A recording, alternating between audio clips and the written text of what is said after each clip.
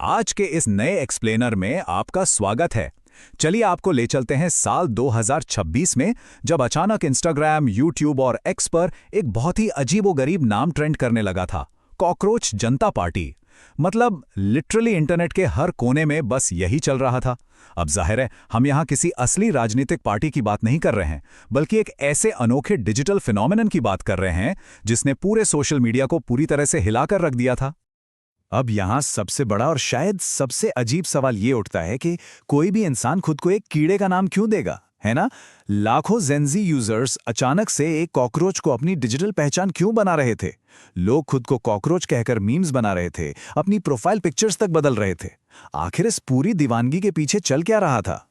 आज हम इसी को डिकोड करेंगे। हम बात करेंगे 2026 के इस अजीब ट्रेंड की, फिर देखेंगे कि कैसे एक अपमान एक बड़े प्रतीक में बदल गया, इसके पीछे समर्थन की असली वजह क्या थी, और अंत में क्या यह वाकई कोई क्रांति थी या बस एक और इंटरनेट मीम। तो चलिए शुरू करते हैं हमारे पहले पॉइंट से, 2026 का ये अजीब ट्रेंड। देखिए, ये कोई ऐसा ट्रेंड नहीं था जो धीरे धीरे पनपा हो, बिल्कुल नहीं। ये रातों रात इंटरनेट पर छाया और इतनी तेजी से वायरल हुआ जिसकी शायद किसी ने कल्पना भी नहीं की थी। और हम यहाँ सिर्फ कुछ 100 या 1000 लोगों की बात नहीं कर रहे हैं, लाखों लोग इस मूवमेंट में कूद पड़े। इंटरनेट की एक बहुत बड़ी आबादी का इस एक आइडिया के इर्द गिर्द इस तरह से एकजुट होना, ये साफ दिखाता है कि ये सिर्फ कोई सतही मजाक तो बिल्कुल नहीं था, इसके पीछे कुछ तो बड़ा था। जो हमें हमारे दूसरे पॉइंट पर ले आता है, कैसे एक अपमान एक सिंबल बन गया। और दिलचस्प बात यह है कि किसी मार्केटिंग पीआर एजेंसी ने इसे प्लान नहीं किया था, ये तो बस एक रिएक्शन था। तो असल में हुआ क्या? सब कुछ शुरू हुआ एक बहुत ही कंट्रोवर्शियल बयान से, जहां बेरोजगार युवाओं को सीधे सीधे कॉकरोच कह दिया गया। अब आमतौर पर लोग गुस्सा होते हैं, लेकिन यहां उल्टा हुआ।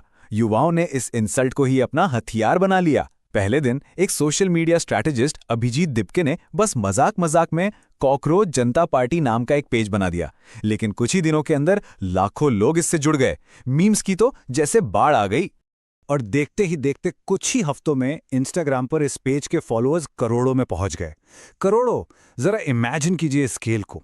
जब कोई चीज इतनी बड़ी हो जाती है तो दुनिया की नजरें उस पर पड़ना तय है। रॉयटर्स जैसे ग्लोबल न्यूज आउटलेट्स ने भी इसे कवर करना शुरू कर दिया, जिससे साबित हो गया कि अब सिर्फ एक लोकल इंडियन मीम नहीं था, बल्कि एक ग्लोबल केस स्टडी बन चुका था। अब आते हैं तीसरे और सबसे अहम हिस्से पर, इस भारी समर्थन की असली वजहें क्या थीं। क्योंकि सच कहूं तो जब तक कोई बहुत गहरी बात ना हो, कोई भी मीम इतने लंबे समय तक टिकी ही नहीं सकता। असल में इस कॉमेडी के पीछे एक बहुत गहरी फ्रस्ट्रेशन छिपी थी। छात्रों और युवाओं की निराशा के कई बड़े कारण थे। पहला था एजुकेशन सिस्टम को लेकर गुस्सा, खासकर नीट जैसे पेपर लीक्स के बाद। दूसरा था अर्थव्यवस्था में बढ़ती गंभीर बेरोजगारी। और तीसरा, पूरे सिस्टम के खिलाफ एक आम हताशा।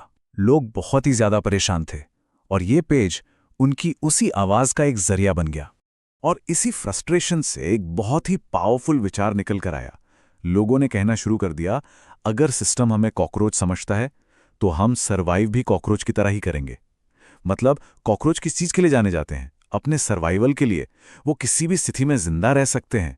यही इस पूरे ट्रेंड की आत्मा बन गई, एक ऐसा रेजिलियंस जो कहता था कि चाहे जो हो जाए हम हार नहीं मानेंगे। तो अब हम आते हैं हमारे आखिरी सेक्शन पर। क्या ये सब वाकई कोई बड़ी डिजिटल क्रांति थी या फिर बस एक और मीम? इस पर लोगों की राय बिल्कुल बंटी हुई है। एक तरफ बहुत से लोग इसे सिस्टम की नाकामियों के खिलाफ एक यूथ रेवोल्यूशन या गहरा डिजिटल प्रोटेस्ट मानते हैं। वहीं दूसरी तरफ रेडिट और बाकी फोरम्स पर ऐसे लोगों की भी कमी नहीं है जो कहते हैं कि भाई इसे इतना सीरियसली मत लो, ये बस एक वायरल मीम है जो कुछ दिन में गायब हो जाएगा। दोनों ही नजरिए अपने आप में काफी दिलचस्प हैं। लेकिन आप इसे डिजिटल प्रोटेस्ट माने या सिर्फ एक पासिंग जोक, एक बात तो बिल्कुल तय है, भारत की जेनजी ने इंटरनेट पर ऐसा ट्रेंड पहले कभी नहीं देखा था। व्यंग्य, हताशा और सोशल मीडिया की ताकत का ऐसा जबरदस्त कॉम्बिनेशन पूरी तरह से अभूतपूर्व था। तो अंत में ये सब हमें एक बहुत ही बड़े सवाल के साथ छोड़ जाता है। क्या ये अनोखा ट्रेंड भविष्य में होने वाले विरोध प्रदर्शनों का एक नया ब्लूप्रिंट है? क्या मीम्स अब सड़कों पर होने वाले प्रदर्शनों की जगह ले रहे हैं, या फिर ये सिर्फ इंटरनेट के इतिहास का एक और गुजरता हुआ पल भर था? जवाब जो भी हो, इसने डिजिटल दुनिया में अपनी एक अलग ही छाप छोड़ी है। इस एक्सप्लेनर में हमारे साथ जुड़ने के लिए बहुत बहुत शुक्रिया।